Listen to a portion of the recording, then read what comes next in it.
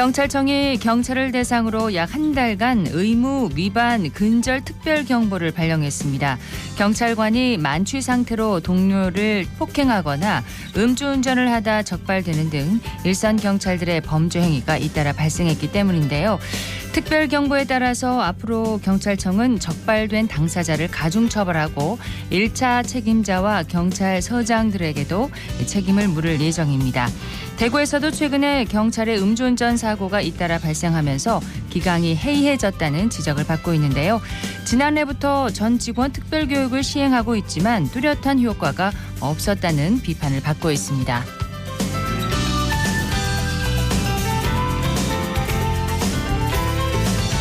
안녕하십니까. 생생매거진 오늘 박은정입니다. 대구경찰의 비위 행위 현황과 대책 마련 기자의 눈에서 짚어보도록 하겠습니다. 3월 11일 월요일 생생매거진 오늘 시작합니다. 기자의 눈으로 지역의 현안과 이슈를 들여다봅니다. 매일신문 정우태 기자와 함께합니다. 어서 오세요. 네, 안녕하세요. 자, 최근 경찰의 기강이 흔들리고 있는 모습을 자주 볼 수가 있습니다. 대구에서도 연이어서 이제 논란이 일고 있죠. 네, 바로 지난주 하룻밤 사이 대구에서 경찰관 2명이 음주운전을 하다 사고를 냈습니다. 네. 이 가운데 한 명은 사고를 낸 후 아무런 조치 없이 현장을 떠나기도 했는데요. 대구 경찰은 지난해부터 반복된 경찰 음주운전 사고로 전 직원 특별교육 등 기강 잡기에 나섰지만 효과가 없었습니다. 경찰관이 사고를 내고 조치 없이 또 현장을 떠났다는 것도 참 이해가 되지 않습니다. 구체적인 사건 경위 좀 설명을 해주세요. 네, 먼저 지난 7일 오전 2시 50분쯤 수성구 황금동 한 이면도로에서 수성경찰서 소속 형사과 A 경장이 술을 마시고 운전을 하다 3중 추돌 사고를 냈습니다. 네. A 경장이 몰던 SUV 차량은 골목길에 주차된 트럭을 들이받았고 사고 충격으로 앞으로 튕겨나간 트럭이 연이어 다른 차량과 추돌한 건데요. 혈중 알코올 농도 수치는 면허 취소 수준이었습니다. 그렇군요.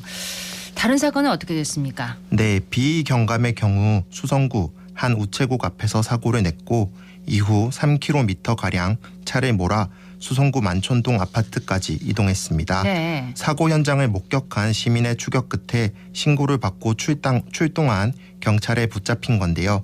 당시 A 경감의 혈중 알코올 농도는 면허 취소 수준인 0.112%로 확인됐습니다.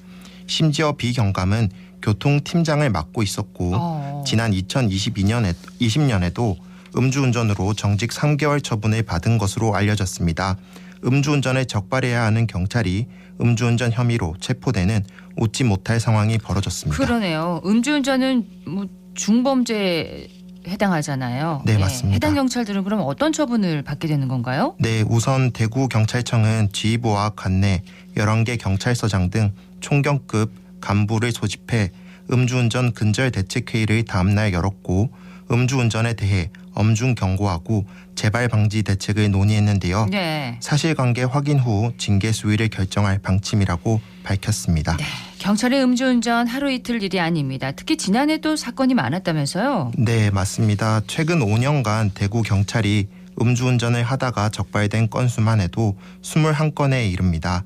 징계 수위는 정직 1개월이 13건으로 가장 많았고 정직 2개월 1건, 정직 3개월 5건, 강등 2건 등으로 집계됐습니다. 네. 연도별로 보면 2019년부터 3년간 4건을 유지하다가 2022년 3건으로 줄어드는가 싶더니 작년에는 6건으로 급증했습니다. 네, 음주운전뿐만 아니라 전국적으로도 경찰의 기강이 흔들리고 있다는 걸 보여주는 사건들이 이어지고 있다고 합니다. 좀 소개를 해주세요. 네, 지난 7일 서울 강동경찰서 지구대 소속 30대 여성 A 순경이 술에 취해 경기도 성남중원구 한 거리에 앉아있다 보호 조치를 위해 출동한 경찰관을 폭행해 공무집행 방해 혐의로 체포됐습니다. 네. 만취 상태로 동료 경찰을 때린 건데요.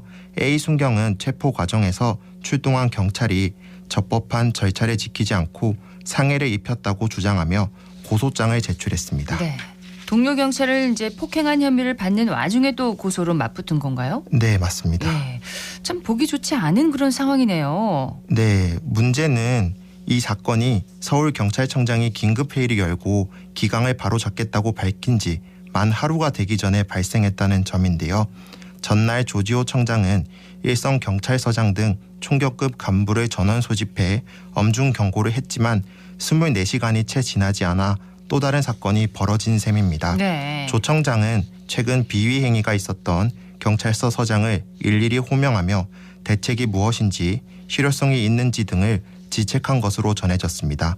용산경찰서 강력팀장이 올 1월 음주운전을 하다 적발된 사실도 뒤늦게 밝혀졌습니다. 네, 이런 사례가 한두 건이 아니죠? 네, 지난달 15일 기동단 소속 한 경위도 택시기사와 시비가 붙었는데 당시에 자신을 제지하고 순찰차에 태우려는 경찰 2명을 폭행해 공무집행 방해 혐의로 입건된 바 있습니다.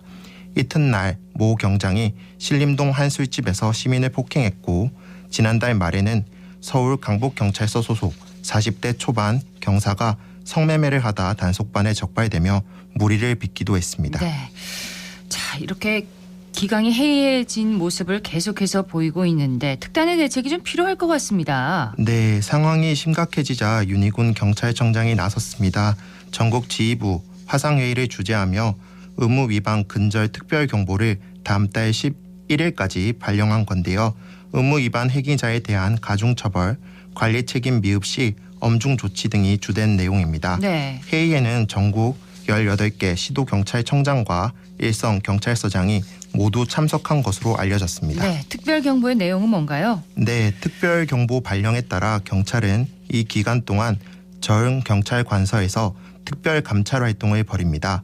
의무 위반 행위자에 대해서는 가중 처벌이 내려질 예정이며 계장, 팀장 등 1차 책임자를 포함해 관리 책임이 미흡한 사실이 밝혀지면 이들뿐 아니라 경찰서장까지도 엄중 조치할 방침입니다. 네. 윤 청장은 잇따라 발생한 경찰 비위 사건에 대해 안타까운 마음을 금할 수 없다. 모두 경각심을 갖고 대응해야 한다면서 관서장이 각별한 책임감을 갖고 챙겨야 하며 개인의 일탈로 조직의 신뢰와 사기가 떨어지지 않게 하라고 주문했습니다. 네, 경찰이 공직사회 기강을 바로 세우는 일이 참 무엇보다 중요할 것 같습니다. 네, 경찰청 공식 홈페이지에는 국정과제가 명시되어 있습니다. 공정과 책임에 기반한 역량 있는 공직사회를 실현하는 건데요. 국가 주요 정책, 사업 점검 체계를 마련하고 감사 사각을 최소화하는 역할을 수행하는 겁니다.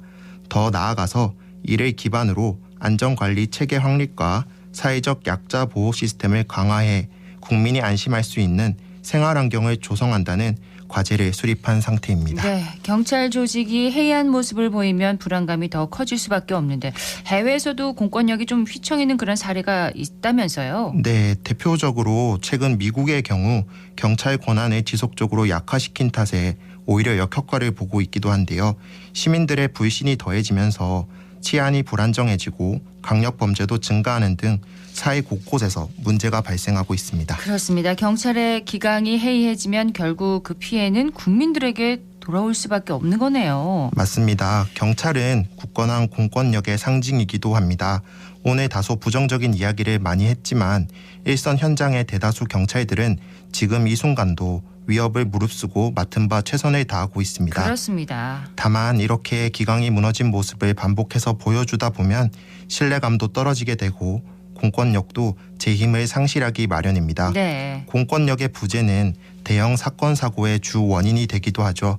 진짜 위기는 위기인 줄 모를 때라는 말이 있습니다.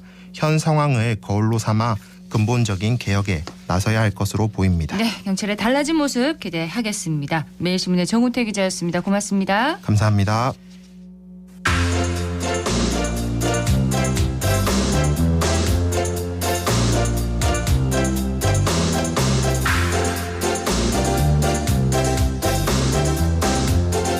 대구 동부소방서에서는 다문화 가정의 안전을 지키기 위해서 언어교실이 운영되고 있다고 합니다. 그 현장에 배아현 리포터가 다녀왔습니다. 어서 오세요. 네, 저는 의용소방대원을 위한 베트남어 교실이 운영되고 있는 동부소방서에 다녀왔습니다. 매년 다문화 가정이 증가하고 있는 만큼 다문화 가정에 대한 구급 출동도 많아지고 있는데요. 의사소통이 어렵다 보니 화상통화를 통해서 우편물에 있는 주소를 보여주고 구급차가 출동하는 경우가 종종 있다고 그래요. 합니다. 네, 먼저 현장의 소리와 함께 베트남어 강사의 이야기 들어보시죠. 우리 호칭이 배웠습니다. rất vui được gặp em. Rất vui được gặp em. Rất vui được gặp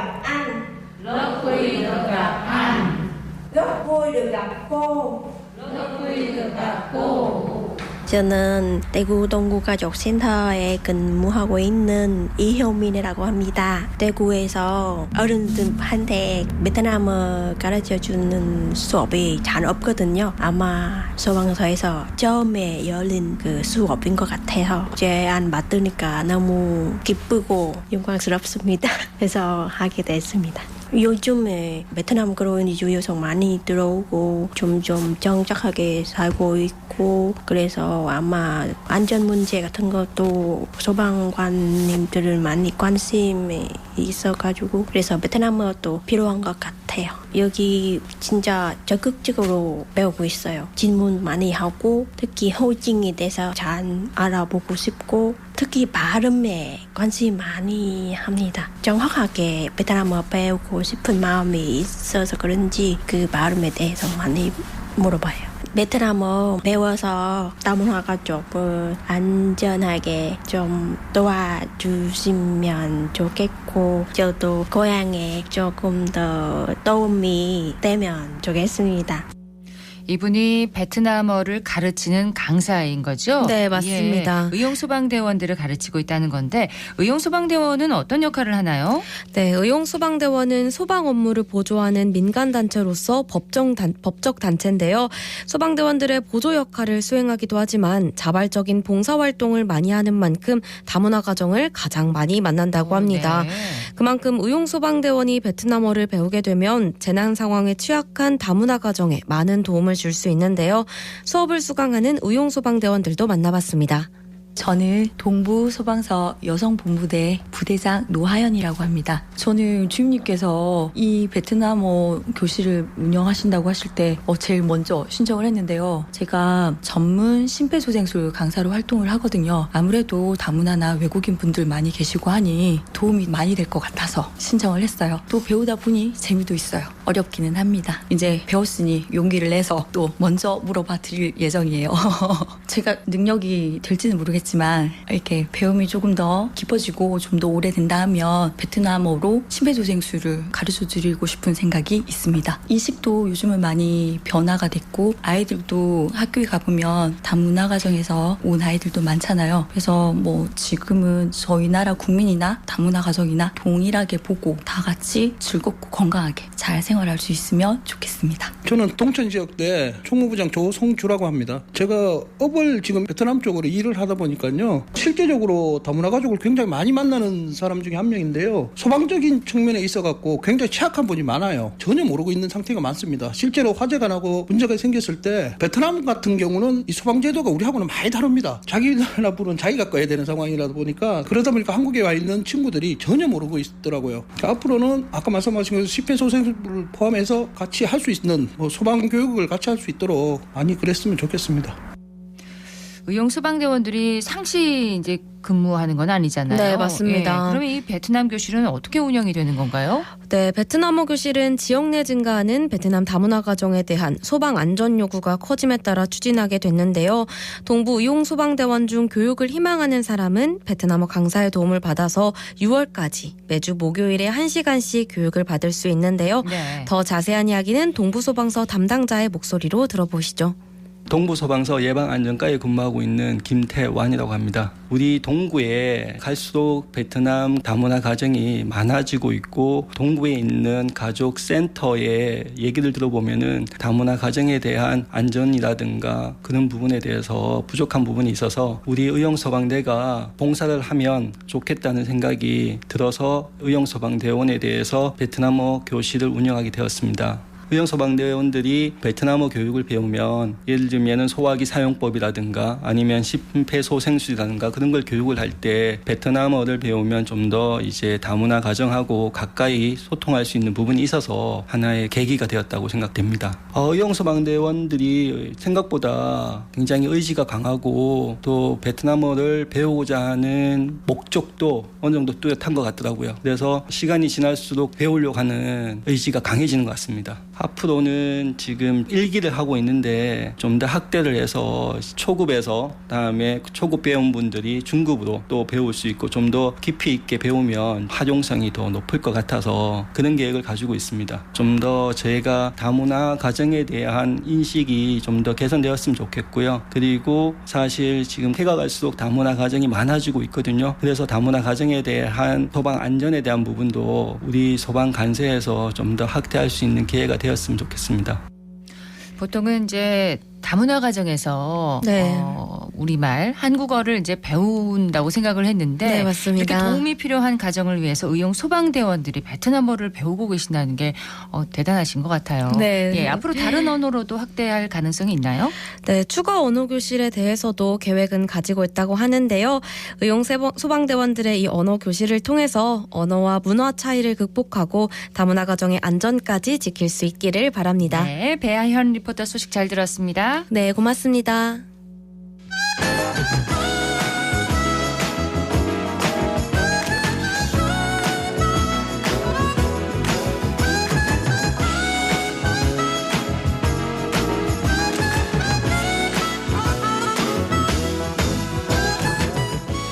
월요일 생생매거진 오늘 함께하고 계십니다. 11시 46분 지났습니다.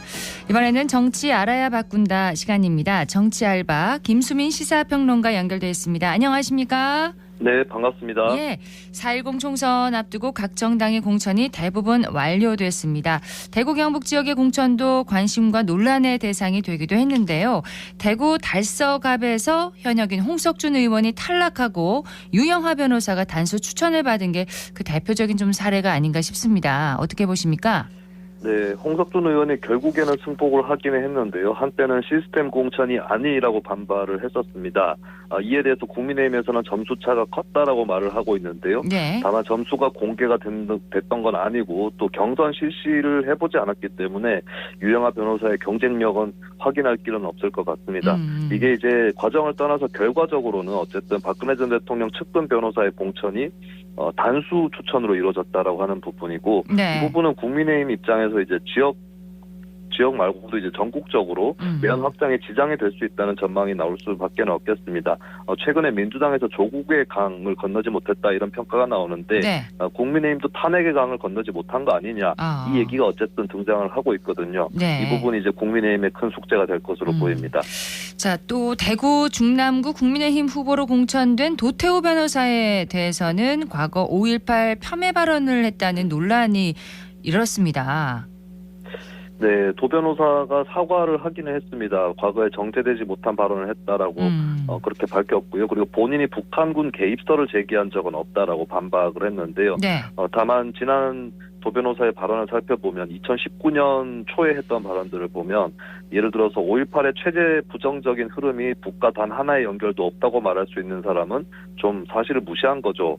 라거나 특히 거기에는 북한 개입 여부가 문제된다라는 것이 사실은 상식입니다라는 발언을 했었습니다. 예. 그러니까 북한군이 개입했다는 주장을 도 변호사가 한 적은 없지만 북한 개입설을 폈던 건 맞는 것이거든요. 네. 이 부분에 대해서는 5.18 폄훼 논란 계속될 수밖에 없을 것이고 논란이 부식되지 않으면 국민의힘에게는 또 악영향이 있을 것으로 보입니다. 예. 대구 경북 몇몇 지역에서는 이번 주죠. 경선 결과가 나오는데 주목할 만한 지역을 꼽아주신다면요. 네, 남아있는 지역들이 다들 주목할 만한 지역인 것 같은데요. 안동 예천에서는 김의승, 김형동 예비후보 간 양자 경선이 오늘까지 실시가 됩니다. 그리고 네. 전현직 의원이 맞붙는 곳이 의성, 청송, 영덕, 울진인데요. 김재원 전 의원과 박형수 현 의원이 양자 경선을 치르게 됩니다.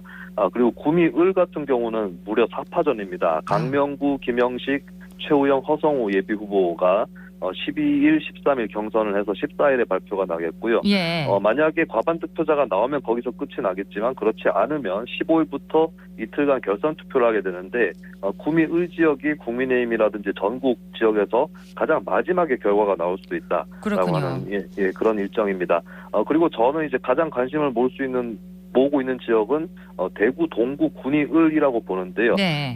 이제 오늘까지 해서 강대식, 이재만 예비 후보가 결선 투표를 치르게 되는데 현재 국민의힘에서 친유승민계가 줄줄이 탈락을 하고 있는 그런 상황이라서 네. 강대식 의원이 친유승민계로서 뭐 거의 유일하게 생환을 할지 아니면 친박 출신으로서 예전에 유승민 전 의원하고도 반목을 했었던 이재만 전 구청장이 이번에 이길지 이 부분이 이제 또 초미의 관심이 되지 않을까 그렇게 보여집니다. 네, 오늘 그러면 결선 투표를 하면 발표는 언제쯤 내일쯤 발표 나나요? 네, 아마 뭐 오늘 내로 나거나 아니면 네. 뭐 저녁쯤에 나겠죠. 빠르면 아니면 내일 그렇군요. 정도에 발표가 날 것으로 보입니다. 예, 지켜보도록 하겠습니다. 국민의힘의 막판 공천은 국민이 추천한 후보를 심사해서 선정하는 국민추천제로 진행이 되는데 대구에서도 두 곳이 포함됐습니다. 네, 대구 동구 군이 갑하고 북구 갑에서 국민추천제가 진행이 되는데요. 이렇게 되면 류성걸, 양금희 현 의원은 사실상 컷오프 됐다고 볼 수가 있겠습니다. 예. 후보자를 오늘까지 압축을 해서 13일에 면접을 진행하고요. 2주 내로 후보자를 최종적으로 선정을 해서 발표를 할 예정인데 제3자 추천도 가능합니다.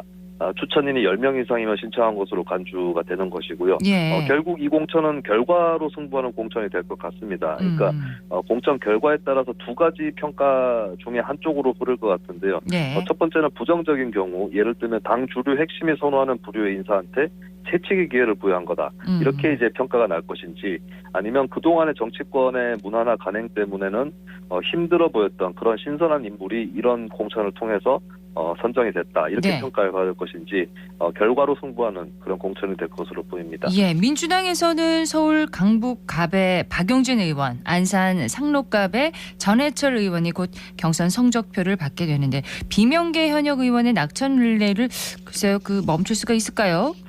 네, 앞서서 탈락을 했던 수원정의 박광훈 의원 같은 경우에 20% 감산점을 받았거든요. 예. 그러고 이제 근소하게 패배를 했다라고 알려져 있습니다.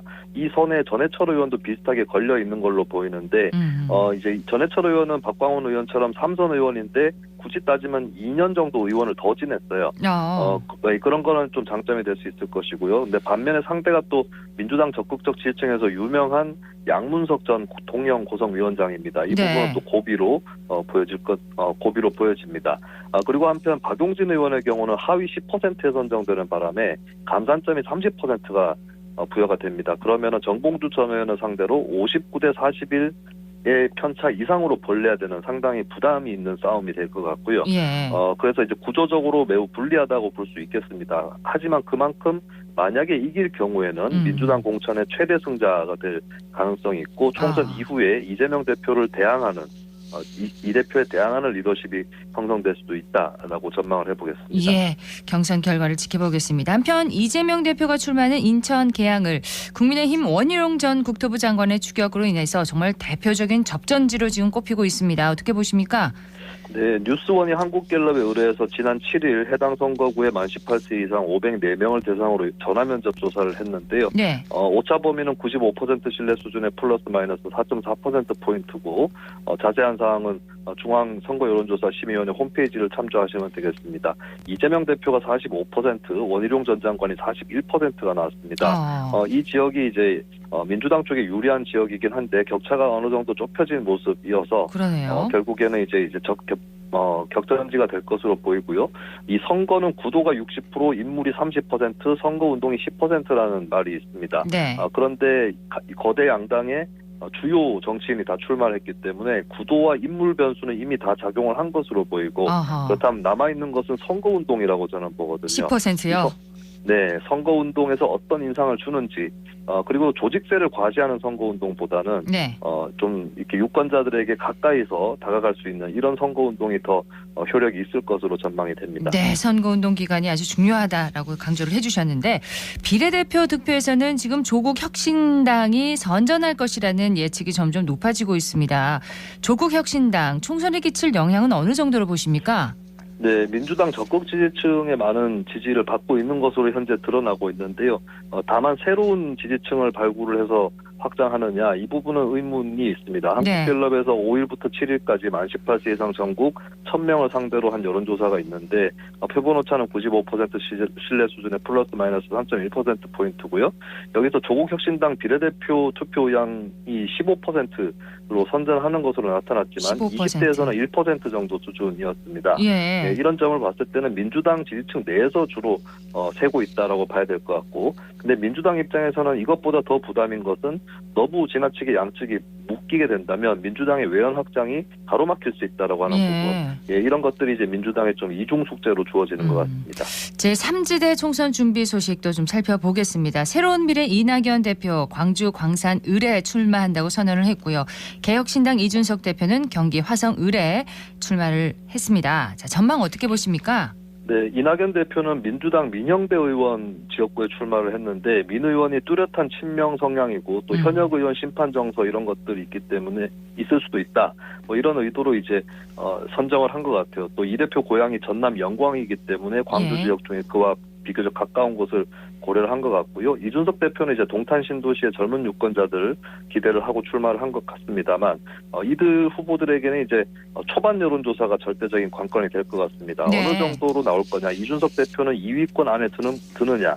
이낙연 대표는 민주당 후보와의 격차가 그렇게 크지 않을 것이냐. 이 부분이 이제 관건이 돼서 막판 판세까지 흘러가지 않을까 그렇게 예측을 해보겠습니다. 예, 오늘 소식은 여기까지 듣겠습니다. 고맙습니다. 네, 감사합니다. 김수민 시사평론가였습니다. 대구 도심 군부대 이전지에 조성될 민군 복합타운 사업 탄력을 받고 있습니다. 대구시가 지난달 군사시설 기획관실 산하 7개 과를 민군 복합타운 기획과 등 8개 과로 개편을 했는데요. 신설부서인 민군 복합타운 기획과는 사업 추진을 위한 법과 제도적 기반을 마련하고 재원 조달 방안을 위한 연구를 수행할 거라고 합니다. 관련 부서들은 오늘부터 이제 본격적으로 업무 수행에 들어가는데요. 이전 계획을 촘촘히 잘 세워서 차질 없이 사업을 추진하기를 기대하겠습니다. 생생매거진 오늘 준비한 순서 여기까지입니다. 박은정이었습니다. 고맙습니다.